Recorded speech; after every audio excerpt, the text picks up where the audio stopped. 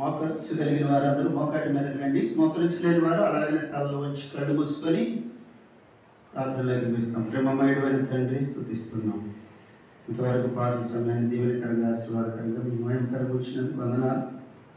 తిరిగి వారి సమయాన్ని కూడా మీరే మీ మహిమార్థమై ఈ ప్రజలను బలపరుచుకొని ప్రజలకు కావాల్సినటువంటి మీ జీవాహారం అందించి ప్రజలైన మేము నాయన ఆత్మతో సత్యంతో యథార్థంగా నిన్ను ఆరాధించినట్లు సహాయం చేయండి. దాసుని శిరసాట్లు మరుగు చేసుకుని నోటికి ఘోరగా వాడబట్టుకు సహాయం చేయండి. తండ్రి, ఈ దినము నీ సన్నిధిని ప్రేమించి రాగలిగిన నీ ప్రియ బిడ్డలందరినీ బట్టి స్థితిస్తున్నాం. ఇంకా మార్గంలో ఉన్న వారిని కూడా జ్ఞాపకం చేసుకోండి. ఇంకా శరీరము దుష్టుడు అపవాచేత బంధించబడిన వారికి విడుదల దయచేయండి. మా ప్రభా త్వరపడి వారు రాగట్టుకు సహాయం చేయండి. రావాలనే ఆసక్తి కలిగి ఇంకా అనేకమైనటువంటి ఆటంకాలు, అభ్యంతరాలు, అవరోధాలతో, కట్లు, బంధకాలతో ఉన్న వారిని కూడా జ్ఞాపకం చేసుకోమని మా ప్రభా నీ సన్నిధిలో ఈ ప్రజలు నిన్ను యథార్థంగా ఆరాధించడం కొరకే కావాల్సిన మీ పరలోకపు మాటలు ఈ ప్రజలైనటువంటి వారికి మీరు అనుమతించండి, దయచేయండి. ఆ ప్రభా, నేను నా మటుకు నేను ఏ యోగ్యత లేనటువంటి వారిను, బలహీనులను, కేవలం నిష్ప్రయోజక దాసుడని నీ సన్నిధిలో ఒప్పుకొంచున్నాను. పరిశుద్ధ లేఖనములలో నుండి ఒక సున్నాయినను పొల్లైనను స్పష్టముగా ఎరగని వాడిని నేను ఒప్పుకొంచున్నాను.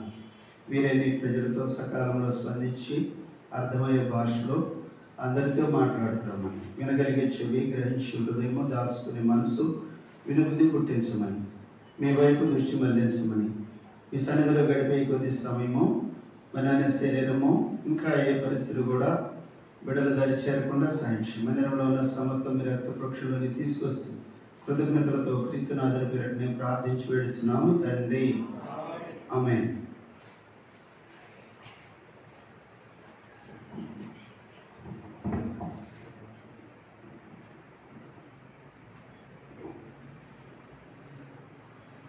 చాలా చక్కగా వాక్యం చదువుకున్నాం. దేవుడు ఆత్మ కనుక ఆయనను ఆరాధించేవారు ఆత్మతోనూ సత్యముతో ఆరాధించాలని ఎవరు చెప్పారు? చెప్పండి, ఎవరు చెప్పారు? ఎవరైనా సేవకులు చెప్పారా? లేకపోతే దీర్ఘదర్శులు, లేకపోతే ప్రవక్తలు చెప్పారా? మరి ఎవరు చెప్పారా మాట? చెప్పండి. ప్రభు అయిన యేసుక్రీస్తు వారే స్వయంగా చెప్పిన మాట అది.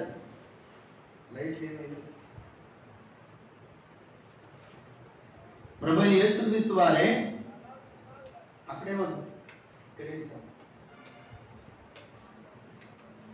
ప్రభు అయిన యేసుక్రీస్తు వారే స్వయంగా ఈ భూమి మీద శరీరుడిగా ఉన్నప్పుడు తండ్రిని ఎలా ఆరాధించాలి అనేది తెలియచెప్పిన వాడు ప్రభు అయిన యేసుక్రీస్తు వారే. ఇంకొకళ్ళు ఎవరైనా చెప్తే మరి మనం కూడా ఎన్నోసార్లు ఆలోచించుకోవడానికి అవకాశం ఉంది. ఇదేంది, ఆయన అలా చెప్పాడు, ఆయన అలా చెప్పాడు, ఇంకొక ఆయన ఇలా చెప్పాడు, ఆ దేశంలో ఎలా ఉంది, ఈ దేశంలో ఎలా ఉంది, లేకపోతే ఆ రాష్ట్రంలో, ఆ జిల్లాల్లో వేరువేరుగా ఉన్నాయి కదా అని మనం అనుకోవచ్చు. కానీ పరలోకం నుండి దిగి వచ్చిన వాడు ప్రభు యేసుక్రీస్తు వారు సెలవిస్తూ వచ్చాడు, నేను పరలోకం నుండి దిగి వచ్చిన వాడిని. ఎక్కడి నుంచి వచ్చావంటే తండ్రి వద్ద నుండి వచ్చిన వాడిని. తండ్రి వద్ద నుండి తండ్రి ఎలా ఆరాధించాలని ఆశపడ్డాడో, ఎలా ఆరాధించాలని కోరుకున్నాడో, ఎలా ఆరాధించాలని ఇష్టపడ్డాడో ఆ క్రమాన్ని, అనగా దైవ క్రమాన్ని భూమి మీద తెలియపరచడం కొరకే ప్రభు యేసుక్రీస్తు వారి భూమి మీదకి పంపింపబడతా వచ్చాడు. ఆ వచ్చిన వాడు ఎలా ఆరాధించాలో తెలియజేస్తూ వచ్చాడు. అయితే అలా ఆరాధించడానికి దేవుడు చేసిన కార్యం ఏంటి? ఆరాధించాలని కోరుకున్నాడు. ఆరాధించాలని కోరుకున్నటువంటి దేవుడు చేసిన కార్యం ఏంటి? ఆరాధించాలంటే ఎక్కడుండి ఆరాధించాలి? దగ్గరుంటేనే కదా. ఎక్కడో దూరంగా ఉంటే ఆరాధించగలమా? ఆరాధించలేం. అంటే ఒక స్నేహం కలిగో, లేకపోతే ఒక బంధం కలిగో, లేకపోతే ఒక సవాసం, ఇంకోటి ఏదైనా కలిగి ఉంటేనే ఒకరికొకరమే మంచిగా బలకరించుకొని బాగుంటుంది. లేకపోతే ఎక్కడో ఉన్న వాళ్ళకి సంబంధాలే ఉండవు. వాళ్ళకి మనం తెలియదు, మనకు వాళ్ళు కూడా తెలియదు. అలాంటి పరిస్థితిలో ఉన్నటువంటి మానవుడి దేవుడు జ్ఞాపకం చేసుకున్నాడు. చూద్దానండి. మానవుని దేవుడు జ్ఞాపకం చేసుకొని ఈ విధంగా తెలియజేస్తా ఉన్నాడు. రండి పరిశుద్ధ గ్రంథంలో నుండి పేతురు రాసిన మొదటి పత్రిక, పేతురు రాసిన మొదటి పత్రిక, పేతురు రాసిన మొదటి పత్రిక 3వ అధ్యాయము 18వ వచనం. 3వ అధ్యాయము ఏలయనగా పేజీ నెంబర్ 216. ఇంకా తీర్థనే ఉండారు. పేజీ నెంబరు కొత్త నిబంధన గ్రంథంలో పేజీ నెంబరు 216. ఇప్పుడు చదవండి. ఏలయనగా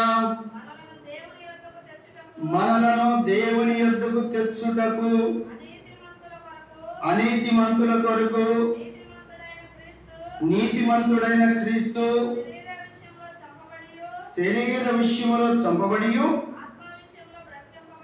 ఆత్మ విషయములో బ్రతికింపబడి పాపముల విషయములో ఒక్కసారే శ్రమపడెను. ఈ ప్రణాళిక అంతా ఏంటి? ఈ కార్యాలన్నీ ఏంటి? అసలు యేసు ప్రభు ఎందుకు వచ్చాడు? యేసు ప్రభు ముందు ఎంతో మంది ప్రవక్తలు వచ్చారు, ఎంతో మంది దీర్ఘదర్శులు, ఎంతో మంది దేవుని చేత పంపబడిన వారు ఉన్నారు. అసలు ఈ కార్యాలన్నీ దేవుడు ఎందుకు చేస్తున్నాడంటే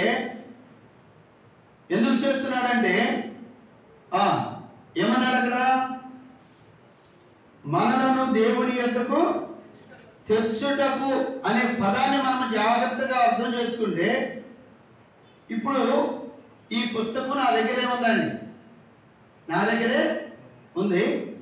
అయ్యా ఇది నా దగ్గరికి తీసుకురా అని నేను అన్నాను అనుకో, లేకపోతే మీలో ఎవరైనా ఇది నా దగ్గర తీసుకురావాలి అనుకున్నారనుకో, దాన్ని ఏమంటారు? ఏమన్నా తెలివిందా ఆయనకి? ఆయన దగ్గర పెట్టుకొని ఆయన నా దగ్గర తీసుకురా అంటాడు. ఆయన నా దగ్గర తీసుకురామంటాడు, పుస్తకం ఆయన దగ్గరే ఉంది కదా అనేది ఒక అభిప్రాయం. అంటే ఒక ఏమంటారు అభిప్రాయమా లేకపోతే అది వాస్తవా? వాస్తవం. మళ్ళీ తిరిగి మీరెవరన్నా దగ్గరికి వచ్చి పాస్టర్ గారు ఈ పుస్తకం నీ దగ్గర తెచ్చేదా అని అంటే దాన్ని కూడా ఏమంటారు? పుస్తకం దగ్గర ఉండి నువ్వు తెచ్చేది ఏందమ్మా అంట. అంటే ఇది ఎప్పుడైతే నాకు అందనంతల దూరంలో ఉందో అప్పుడు నేను దాన్ని తెమ్మంటానికి కానీ మీరు తెస్తాను అంటానికి కానీ అర్థం ఉంది. అవును కదా? చూడండి, తలపైకి లేదు మెడకైనా పడుతుందంటే నీకు కూడా పర్లేదు. అది నాకు అందుబాటులో ఉన్నప్పుడు మీరు తేవాల్సిన అవసరం లేదు, నేను తెమ్మని చెప్పడానికి కూడా అవసరము లేదు. అది అందుబాటులో లేదు కనుకనే దాన్ని తీసుకురానన్నా నాకు తీసుకురమ్మనన్నా నేను చెప్పాలి, మీరు తిన్నా తెస్తానని చెప్పాలి. ఈ రెండు విషయాల్ని గమనించుకోవాలి. కనుకనే ఇక్కడ ఏమంటున్నాడంటే, నేను మళ్ళీ చదువుతాను. ఏదైనా మనలను దేవుని యొద్దకు తెచ్చుటకంటే మనం ఎక్కడున్నామని అర్థం? దేవుని దగ్గర లేము. మరి ఏమయ్యాము? చెప్పండి, ఏమయ్యాం? ఎక్కడున్నాం? మరి దేవుడికి మనకి మధ్యలో ఏముంది? ఆలోచించండి ఒకసారి. ఈ పదాన్ని మనం జాగ్రత్తగా గమనించాలా. దేవుని యొద్దకు తేవడానికి ఆయన వచ్చాడు అంటే అసలు మనము దేవుడి దగ్గరగా అందుబాటులో ఉన్నామా? అసలు దేవుడు అంటే తెలుసా లేదా? అసలు దేవుడిని మనము కలిగి ఉన్నామా లేదా? అసలు మనం ఎంతకాలము దేవుడిని చేసింది అనేది ఆలోచన మనము ఆలోచించుకోవాలి. మరి దేవుని యొద్దకు తేవటానికి అంటే అంతకు మునుపు మనము దేవుడి దగ్గర లేమా?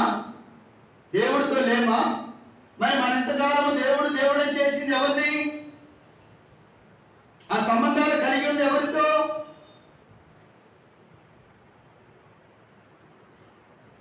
కాబట్టి ఎఫెసీలకు రాసిన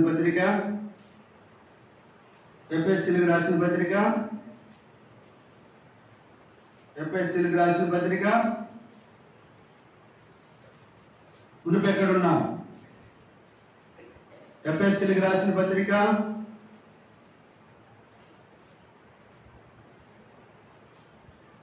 2వ అధ్యాయము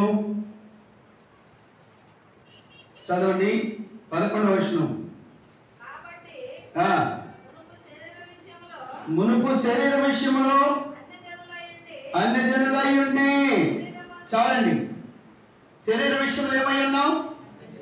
అన్యజనులై ఉన్నాం. 12వ వచనం.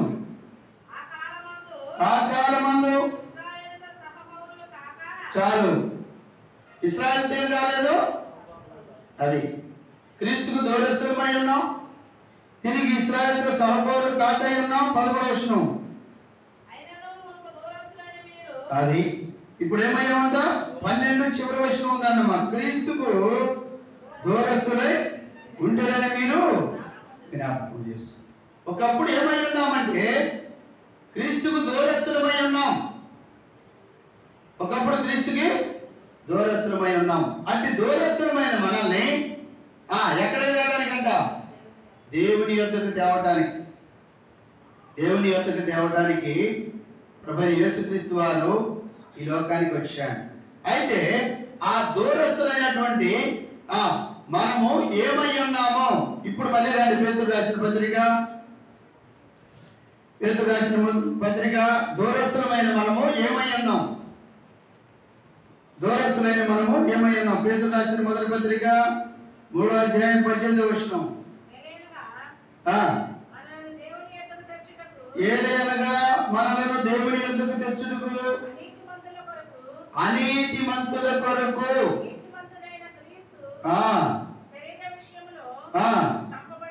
అది చాలండి. మునుపు క్రీస్తుకు దూరస్తులము, మొట్టమొదటి అన్యులము, తర్వాత దూరస్తులమైన మనము ఏమై ఉన్నామంట? అనీతిమంతులము, నీతిమంతులము కాదు.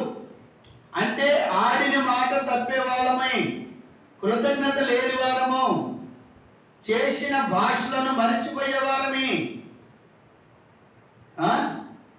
ఏమైనామంట? ఆడిన మాటను తప్పేవాడు. అనీతిమంతులము. నీతిమంతులు కొరకుని నీతిమంతుల్ని ఆయన దరి చేర్చడానికి, లేకపోతే దేవుడి యొక్కకు చేర్చడానికి రాలేదంట ఆయన. మరి ఎవరు చేర్చడానికి వచ్చావయ్యా అంటే అనీతిమంతులను. ఇక్కడ మనం ఒకసారి ఆలోచించుకోవాల్సినటువంటి అవసరం ఉంది. ఎవరి కోసం వచ్చావయ్యా నీవంటే అనీతిమంతుల కొరకు. అనీతిమంతులు ఎవరయ్యా అంటే నాకు దూరంగా ఉన్నవారు. నీకు దూరంగా ఎవరున్నారయ్యా అంటే అన్యులుగా ఉన్నవారు. చూడండి ఒక్కసారి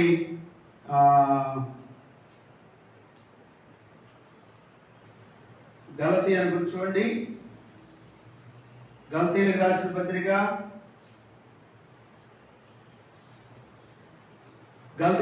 పత్రిక 4వ అధ్యాయము 8వ వచనం. ఎప్పుడు? ఆ కాలమందు, ఈ కాలమందు కాదు. ఆ కాలమందు అయితే మీరు దేవుని ఎరుగుని వారై. ఎవరికి దాసమై ఉన్నాం? నిజమునకు దేవుళ్ళు కాని వారికి ఏమై ఉన్నామంట? చెప్పాలి, నోరు తెరవాల.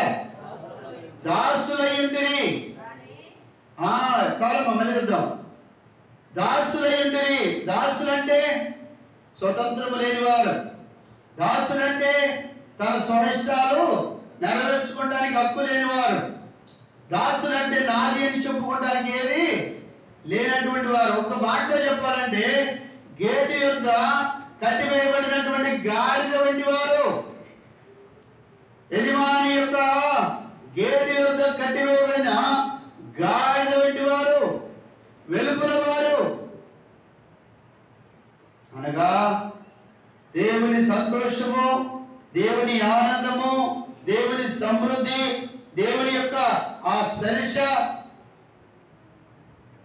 అనుభవాలు లేనటువంటి వారు, ఆ తృప్తిని అనుభవించలేనటువంటి వారు. అనగా దేవునితో సమాధానమును పోయిన వారు, సమాధానము పోగొట్టుకున్న వారు. ఒక మాట చెప్పాలంటే లేని వారము, దూరస్తులము. ఎవరైనా ఎవరు ఎవరు మీ ఇంటికి వచ్చాడంటే ఎక్కడో దూరం చుట్టూలే, ఎక్కడో దూరపు చుట్టూలే. ఏమో మా తాతోళ్ళు ఎవరో తెలుసట ఆయనకి. వాళ్ళ కాలం పడిచట నాకైతే తెలియదు. ఎప్పుడో దూరపు చుట్టూ. దేవుని బిడ్డలమే, దేవుని చేత సృజించబడిన వారమే. అయితే దేవునికి దూరస్తులు. క్రమంగా దేవుడి కాని వారిని దేవుడిగా చేసుకొని క్రమంగా దేవుడికి దూరం అయిపోతా వచ్చిన వారు, అనగా వెలుగుకు దూరం అయిపోతా వచ్చిన వారు, అనగా ప్రేమకు దూరం అయిపోతా వచ్చిన వారు, అనగా శాంతికి దూరం అయిపోతా వచ్చిన వారు, సమాధానానికి దూరం అయిపోతా వచ్చిన వారు, నెమ్మదికి దూరం అయిపోతా వచ్చిన వారు, కరుణకు దూరం అయిపోతా వచ్చిన వారు, కనికరములకు దూరం అయిపోతా వచ్చిన వారు, దేవుని యొక్క ఆదరణకు దూరం అయిపోతూ ఇలాంటి మనల్ని దేవుని యొద్దకు చేర్చుట కొరకై చూడండి. ఇప్పుడు చదవండి మళ్ళా రండి. పేతురు రాసిన మొదటి పత్రిక 1:18 ఏలయనగా మనల్ని దేవుని యొద్దకు తెచ్చుటకు అనీతిమంతుల కొరకు నీతిమంతుడైన క్రీస్తు శరీర విషయములో చనిపోయి ఆత్మ విషయములో బ్రతికింపబడి. శరీర విషయంలో ఏమైపోతా వచ్చాయంట? ఎందుకు చనిపోయాడు చెప్పండి. మనం ఏ సంబంధం అంటే విన్నాం అంటే అలా అన్యజనులము అంటే శరీర సంబంధాలు. కాబట్టి ఆ శరీర సంబంధంలో ఉన్నటువంటి మనం విడిపించాలంటే ఆయన కూడా చనిపోవాల్సి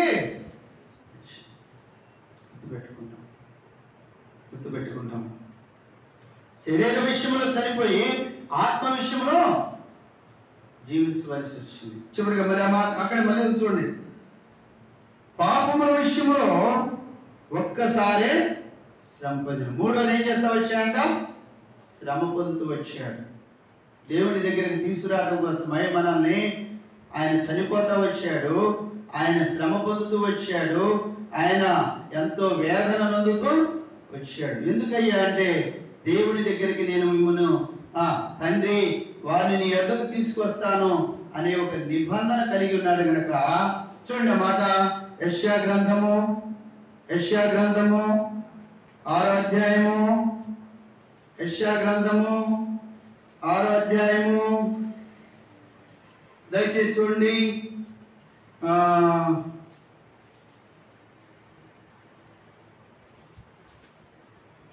ఎక్కడుందన్నమాట?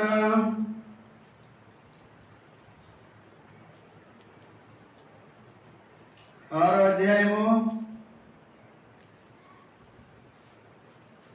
చూడండి. నేనున్నాను అంటాడు.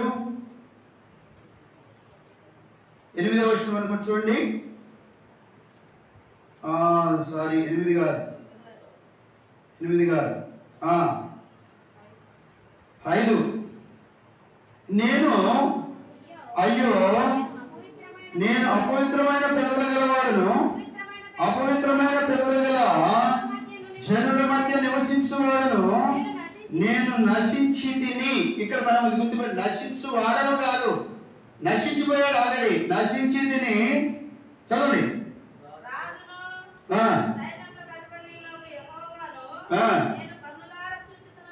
సూచితని అనుకుంటుని. ఎందుకంటే అంతవరకు దేవుడి కాని వాడిని దేవుడిగా చేసుకొని ఏదే దేవుడు అనుకున్నాం కదా. సూచితని అనుకున్నాం, భ్రమలో ఉన్నాం అనుకుంటేనే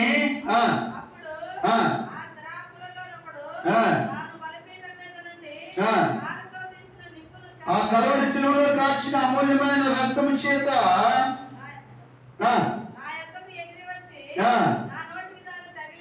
నన్ను ముట్టి స్వస్థపరిచి ఇది నీ శరీరమునకు లేక నీ ఆత్మకు తగిలిన కనుక నీ పాపమునకు ప్రాయశ్చిత్తమాయెను, నీ దోషము తొలగిపోయెను అనెను. అప్పుడు నేను ఎవరిని పంపెదను? ఎవరన్నారు ఈ మాట? ఎవరన్నారు ఈ మాట? దేవుడే మాట్లాడుతా ఉన్నాడు. నా నిమిత్తం ఎవరు పోతారు? నా నిమిత్తము ప్రభు సెలవీగా ఇంటిని అంతట నేను చిత్తగించుము, నేనున్నాను. ఏమన్నాడు? నేనున్నాను, నన్ను పంపు. ఎందుకయ్యా? అనేకుల్ని, జనులను నీ యొద్దకు తీసుకురావటానికి, జనాన్ని నీ యొద్దకు తీసుకురావడానికి నేనున్నాను, నన్ను పంపమంటున్నాడు. నన్ను పంపించు, నేను వారిని తీసుకొస్తా, నేను వారిని తీసుకొస్తా. మాట ఇచ్చాడు కనుకనే శరీర విషయంలో చనిపోయి ఆత్మ విషయంలో బ్రతికింపబడిన వాడే మనందరి కొరకు ఏం చేస్తా వచ్చాడంట? శ్రమ పొందుతూ వచ్చాడు. అందరి బట్టి దేవుణ్ణి స్తుతించి దేవుని ప్రణాళికలు ఎంతో గొప్పగా ఉన్నాయో చూడండి. యెషయా, నేను అపవిత్రమైన పెదవులు గలవాడను, అపవిత్రమైనటువంటి పెదవులు గల జనుల మధ్యలో సంచరించిన వాడను, దేవుని కాని వారిని దేవునిగా చేసుకొని ఆరాధించిన ప్రజల మధ్యలో నేను నివసించిన వాడను, దోషముల చేత అపరాధముల చేత పట్టబడిన వాడను, పాపముల చేత అపరాధముల చేత చచ్చిన వాడను. నా సంగతి ఏంటి? నేను ఎలాగ ఆరాధించగలను? అయ్యో అయ్యో! ఆ కేక ఎంత ధీరంగా, ఎంత భయానకముగా ఉందో చూడండి. ఆ కేక ఒక ఆయన వేస్తున్నాడు పాతాళంలో ఉండి, అయ్యో తండ్రి అయినా అబ్రహ్మ. ఇక్కడ నుండి ఏ కేక వేసిన కేక కాదని, పాతాళములో యాత్ర పడుతున్న ఆ ధనవంతుడికి ఎక్కిన ఆ కేకే ఇక్కడ వినబడుతూ ఉంది. అయ్యో!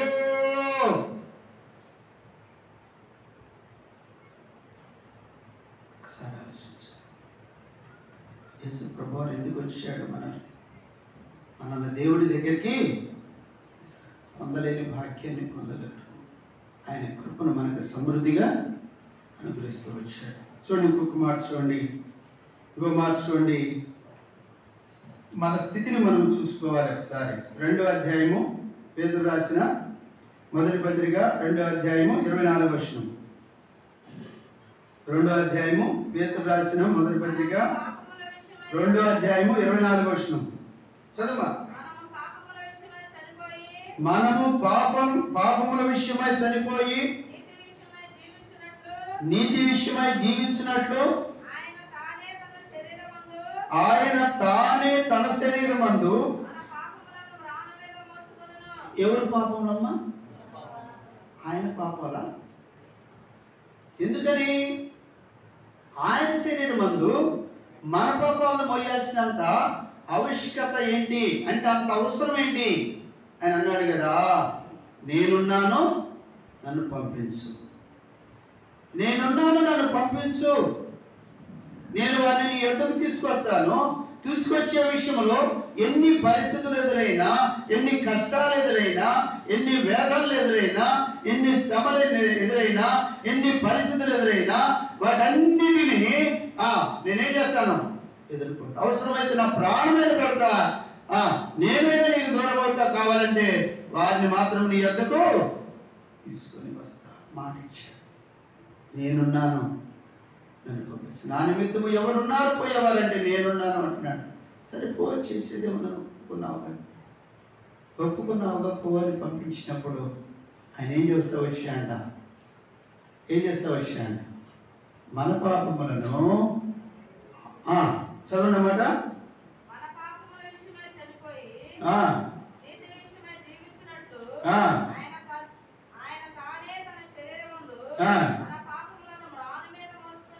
ఎక్కడి నుంచి వచ్చింది ఈ శరీరము? ఆ శరీరము ఏం శరీరము? ఆయన పాప శరీర ఆకారమును ధరించుకొని వచ్చినాడు. పాప శరీర ఆకారమును ఎందుకు ధరించుకున్నాడు? మానవులందరూ పాపములో ఉన్నారు కనుక. ఏ భేదము లేదు, చెప్పండి, ఏ భేదము లేదు.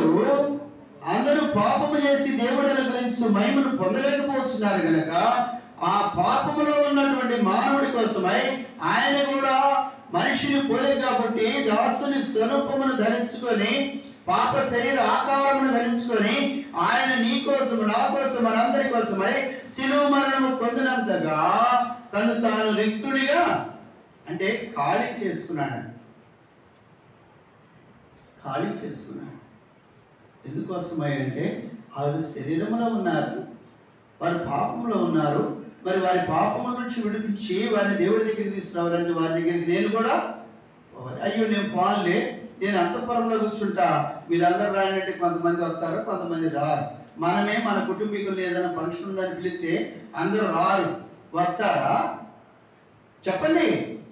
ఎవరో ఒకళ్ళు ఏదో పని ఉందని చెప్తారు, అవును కదా? అలాగనే మరి దేవుడిని అనగానే మనము ఆయన వచ్చి నేనే నేను పిలుస్తున్నాను రా అంటే పోతామా? అందరినీ పాము. మా దేవుడు మాకున్నారులేయ్యా, మీరు చేసే మాకున్నాయిలేయ్యా, మా జపతపాలు మా లేతే మాకున్నాయిలేయ్యా అని పోయేవారు కాము. అందుకే మనం ఉన్న స్థితిలోనికి వచ్చాడు, మనం ఉన్న పరిస్థితిలోనికి వచ్చాడు. ఆయా పరిస్థితుల్లో మనం ఏ స్థాయిలోకి దిగిపోయామో ఆ స్థాయిలోకి వచ్చాడు ఆయన. అన్నాడు అక్కడ, మళ్ళీ చదువున్నమాట, మన పాపముల విషయమై చనిపోయి నీతి విషయమై జీవించినట్టు ఆయన తానే తన శరీరమందు మన పాపములను మ్రాను మీద మోసుకొనిను. ఆయన పొందిన గాయముల చేత మీ ఆత్మకు స్వస్థత, పాపముల నుండి స్వస్థత. అంతకుముందు ఏ రోగం వచ్చింది మనకి? స్వస్థత అంటాడేంటి? స్వస్థత అంటే ఏ రోగం ఉంది మనకి? పాపరోగము. పాపం వల్ల వచ్చే జీతం అనే భయంకరమైన రోగం.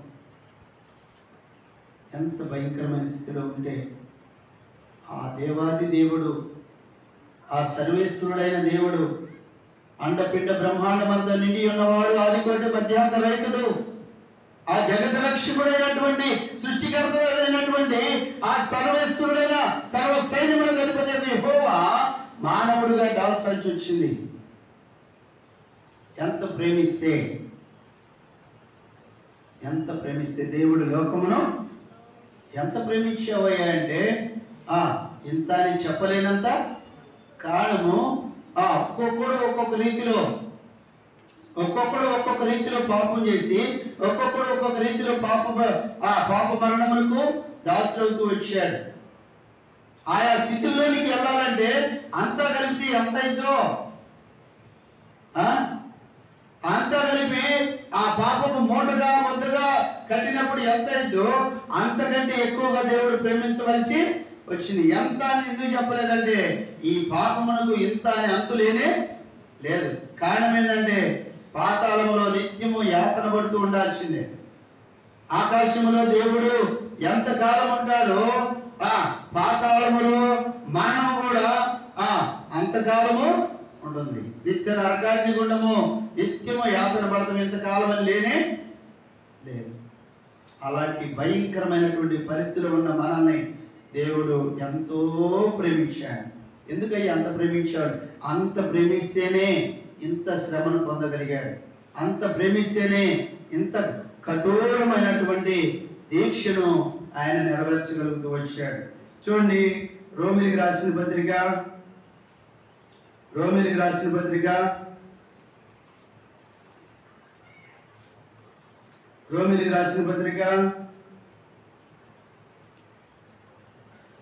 1వ అధ్యాయము 29:32.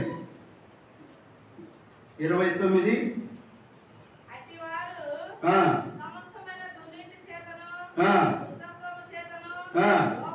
అంటే మనం ఉన్న స్థితిని చెప్తున్నాడు. దాన్ని చూసి మనం ఆరాధనలోకి వెళ్తాం. దయచేసి అయ్యా నేను ఈ స్థితిలో ఉన్నానా, అయ్యా నేను ఈ స్థితిలో ఉన్నాను, నిజమే కదా ప్రభు అని తెలుసుకుంటాం. మా చదువు ముందు చదువు.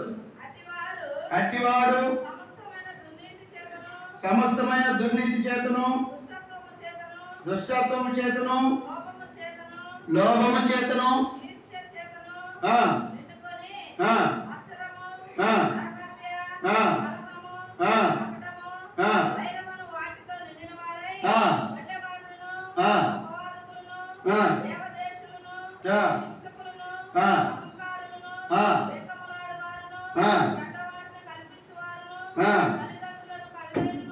అమ్మా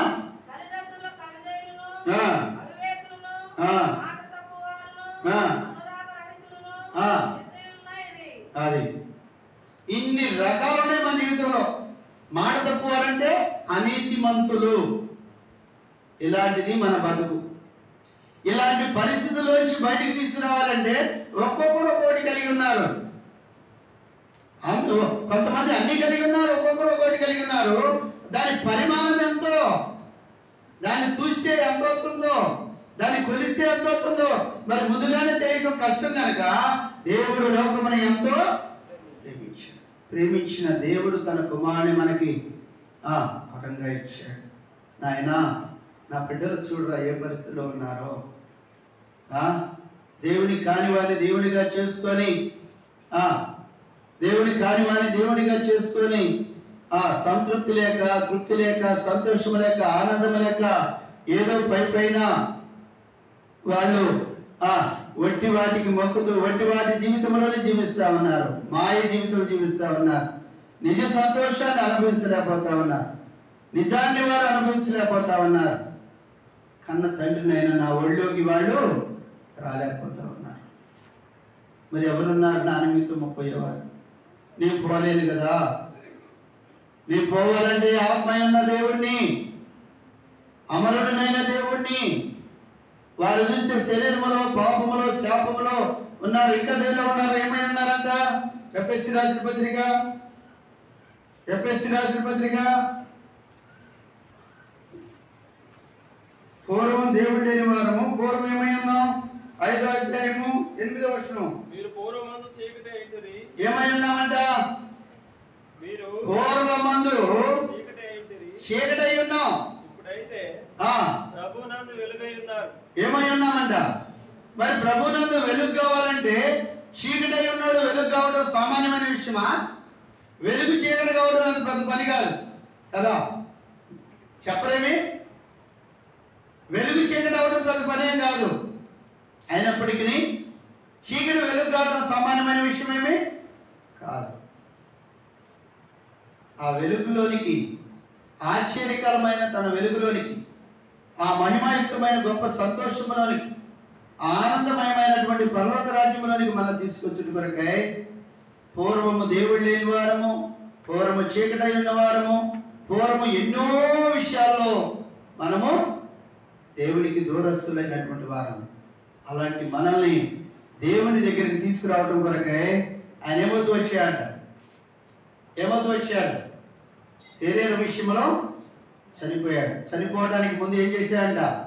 ఆయన శరీరమందు మన పాపములను మ్రాను మీద మోసుకుంటా వెళ్ళిపోయి ఆ శరీరంలో ఆయన చనిపోయాడు. ఇది గుర్తుపెట్టుకోవాలి. తన శరీరమందు మన పాపములను మ్రాను మీద మోసుకొని ఆ కలవరి శిలువలో, ఆ గొల్గొతా కొండ మీదకి తీసుకొని వెళ్ళి ఆకాశానికి భూమికి మధ్యలో నిత్య మధ్యాహ్నపు వేళ ఆ వెంట వేడిమి మండిపోతూ ఉండగా, ఆ గాయములు వెండిపోతూ ఉండగా, ఆ భయానకమైనటువంటి స్థితిలో, ఆ భయంకరమైన స్థితిలో, ఆ దైవ ఉగ్రత తీర్చబడు సమయంలో, శత్రువు అపవాది యొక్క క్రియలను లయపరిచే సమయంలో, ఆ మరణాన్ని ఓడించే సమయంలో ఎంత వేతన పడ్డాడు. నువ్వు నేను చేసిన వాటన్నిటికీ క్రయధనముగా తను తాను అప్పగించుకుని వాడు క్రయముగా తను తాను అర్పించుకొని చెల్లించుటకు ఎంత యాతన పడాల్సి వచ్చిందో. ఒక 100 రూపాయలు అయితే అప్పు చప్పు ఏడాది తీసుకొచ్చి రుణం తీర్చవచ్చు. లేదు ఒక 1,00,000 రూపాయలు అయితే నమ్మి కొందరు ఇస్తారు. ఈ దినాల్లో కూడా ఆధార్ కార్డు అడ్డం పెట్టుకుని 1 కోటి రూపాయలు అయ్యానంటే, 1 కోటి రూపాయలు ఇవ్వాలంటే, 1 కోటి రూపాయలు ఇవ్వాలంటే నేను ఆడ విన్నాను. నేను ఒక కొడుకంట తండ్రి సంపాదించిన దాన్ని అడ్డం పెట్టుకొని ఎక్కడో బెంగళూరులోనే ఎక్కడ ఉన్నాడంట. ఆ కొడుకు అక్కడుండి ఈ గుర్ర పందాలకు అయి కాసి 2 కోట్లున్నర అప్పు చేశాడు. 2 కోట్లున్నర అప్పు చేశాడు. ఇక్కడికి వస్తే తల్లిదండ్రులు పొలం పోయింది, 10 ఎకరాల పొలం పోయింది, ఎడ్లు పోయినాయి, బరిగుడు పోయినాయి, ఇల్లు పోయింది, అన్నీ పోయినా ఇంకా 2 ఎకరాలు 3 ఎకరాలు అమ్మితే కానీ అప్పు తీరాలంతా చేశాడు. అంటే తల్లిదండ్రులు 10 ఎకరాల పొలం పోయింది, ఆస్తులు అన్నీ పోయినాయి, అన్నీ పోయినా కానీ అప్పు తీరలా. ఆ కొడుకు ఇంకా అక్కడ రుణస్తులే, ఆ కొడుకును బట్టి వీళ్ళు కూడా రుణస్తులే. అయితే అలా తండ్రి, పరలోకమందున్న తండ్రి కానీ, భూమి మీద దిగి వచ్చిన ప్రభువైన యేసుక్రీస్తు వారు కానీ మనల్ని ఇంకా రుణంలో విడిచిపెట్టిన వారుగా లేరు. మన రుణమంతయు తీరిపోయినంతగా ఆయన ఏం చేస్తా వచ్చాయంట. చూడండి, తిమోతి రాసిన మొదటి పత్రిక 2వ పత్రిక ఉంటుంది.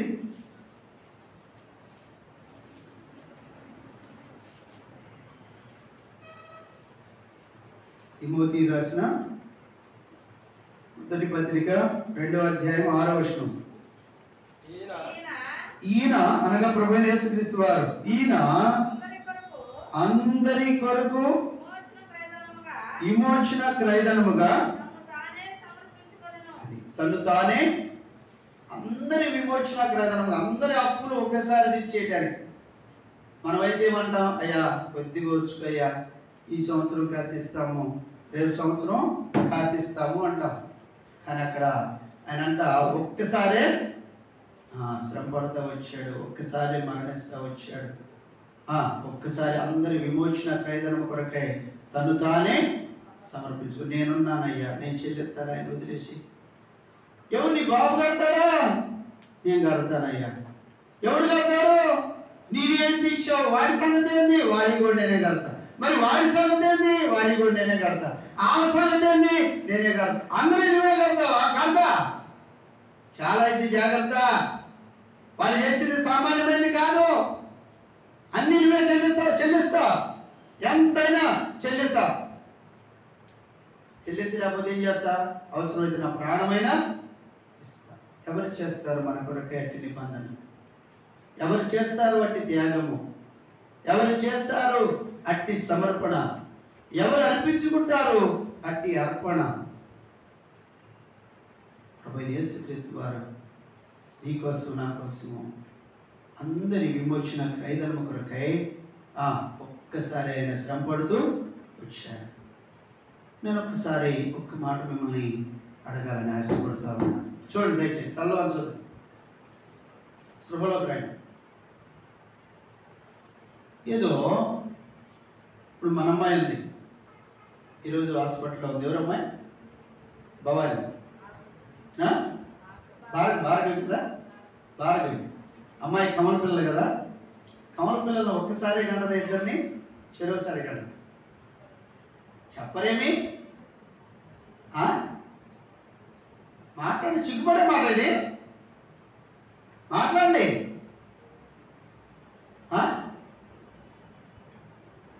వామ్మో, ఇదేదో కొత్త కలుగుతున్నట్టుంది. మీరు నేను కనలేదనుకున్న పిల్లలే. చిక్కుపడే మాట, చిక్కుపడే అటన్నిటికి మాత్రం నేనున్నాను అని అంటాము. ఇది చక్కగా చెప్పుకునే ఏముంది దీంట్లో? ఇద్దరు పిల్లలైనా, ముగ్గురు పిల్లలైనా, నలుగురు పిల్లలైనా, 10 మందినైనా వరుసను కంటారు కదా. 1, 2, 3, 4, 5, 6 అని చెప్పి అట్లా కంటారు ఎంతమంది ఉన్నా. కానీ నేను అంటున్నాడు అట్లా. ఏమంటాడు? ఒక్కసారి అందరి కొరకు, ఒక్కసారే. 1, 2, 3 కాదు, ప్రపంచ యావత్తులో ఉన్న సర్వ మానవాళి కొరకే ఒక్కసారే అర్పించుకుంటూ వచ్చాడు, ఒక్కసారే సమర్పించుకుంటూ వచ్చాడు, ఒక్కసారే శ్రమ పడతా వచ్చాడు, ఒక్కసారే శ్రమ పడతా వచ్చాడు. ఎందుకయ్యా నీకు ఇంత అవసరమేమయ్యా? ప్రేమించాను. నా ప్రేమ, ఆ ప్రేమ ఎంత గొప్పదో చూడండి. తను తానే ఏం చేశాడు? విమోచన క్రయధనముగా అర్పించుకున్నాడు. క్రయధనం అంటే క్రయధనము. ధనం అంటే మనకు తెలుసు, డబ్బు. ఈ రోజులు మన కోసమై ఆయన అంతగా అర్పించుకొని మరి ఏం చేశాడయ్యా అంటే చూడండి. ఇప్పుడు ప్రకటన గ్రంథం మాట చూసుకొని, పేతురు రాసిన పత్రికలో కూడా ఉంది. ఆయన ప్రకటన గ్రంథంలో చూసుకొని ఆరాధనలోకి వెళ్తాం. 5వ అధ్యాయము 9, 10 కలిసి ఉంటాయి.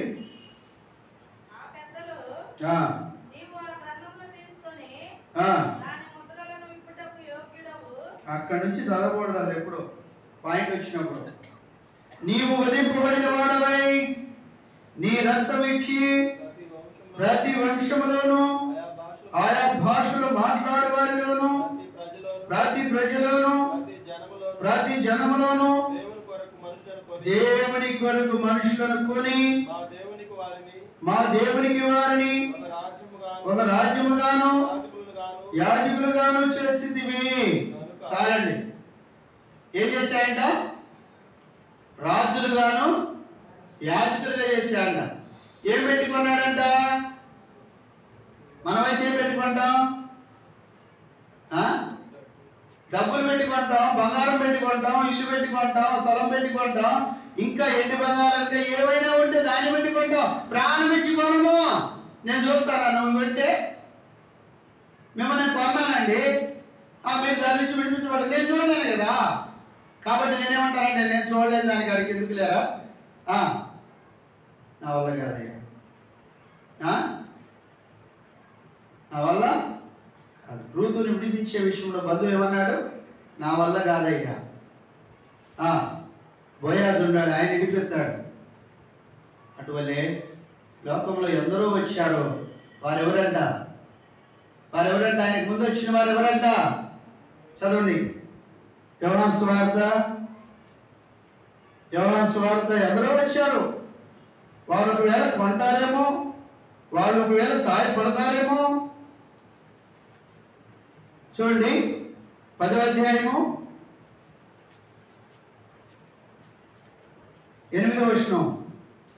గొర్రెలకు ద్వారమును నేనే, నాకు ముందుగా వచ్చిన వారందరూ దొంగలు. ఏం చేశారంట? దోసుకున్నారు. సంతోషాన్ని, ఆనందాన్ని, అన్నిటినీ దోసుకున్నారంట. ఆయనకు ముందు వచ్చారు చాలా మంది, అందరూ దోచుకున్నారు. ఎవరు విడిపించలా, వాళ్ళకి సాయం చేయలా. ఈయనైతే ఆయన రక్తం ఇచ్చి కొనుక్కున్నాడు. డబ్బులు పెట్టయితే రేపు ఇంకొక రకం డబ్బులు రావచ్చు. బంగారం పెట్టయితే కేడెము బంగారము, మేలి బంగారం, బంగారంలో మార్పులు ఉండొచ్చు, ఎంట్లో మార్పు ఉండొచ్చు. కానీ జీవాధిపతి అయినటువంటి ఆ దేవుని రక్తంలో మార్పు ఉండదు. ఆయన రక్తం ఇచ్చి కొనుక్కున్నాడు. మనం అంటే కొనుక్కున్నాడు అంటే అంతకుముందు మనం ఏమై ఉన్నాం? అమ్మబడిన వారము, దాసత్వంలో ఉన్నవారు. అలాంటి మన కొరకై ఆయన ప్రాణం పెట్టాడంట. ప్రాణం పెట్టి కొనుక్కొని ఆయన సొత్తుగా, ఆయన ప్రజలుగా, ఆయన వారసులుగా, ఆయన రాజ్యముగా, రాజులైన యాజక పరిశుద్ధ జనాంగముగా చేస్తున్నాడు. ఎందుకయ్యా ఇవన్నీ చేసుకుంటున్నామంటే ఆయనను మహిమపరచుట కొరకై, తండ్రిని మహిమపరచుట కొరకై, తండ్రిని ఆరాధించుట కొరకై, తండ్రికి కృతజ్ఞత కలిగి జీవించుట కొరకై, తండ్రికి నిత్యము కృతజ్ఞతలు చెల్లించుట కొరకై దేవుడు తన కుమారుని పంపించాడు. ఎందుకు పంపించాడంటే చనిపోవడానికి పంపించాడు. నీకోసం, నా కోసము ఎంత క్రైమ్ చెల్లిస్తానో ఇది నాన్న దేవుడి సన్నిధిలోనికి మనకు రాగలిగి, మనకంటే గొప్పవారు, మంచివారు, ఎంతో నీతి నియమములు కలిగిన వారు, దాన ధర్మములు చేయవారు, ఎన్నో విషయాల్లో యోగ్యులని చెప్పుకునేవారు ఈ లోక సంబంధంగా ఎంతోమంది ఉన్నారు. వారందరికీ లేని ఘనత నీకు ఇచ్చాడు అంటే ఏ హేతువు లేదు.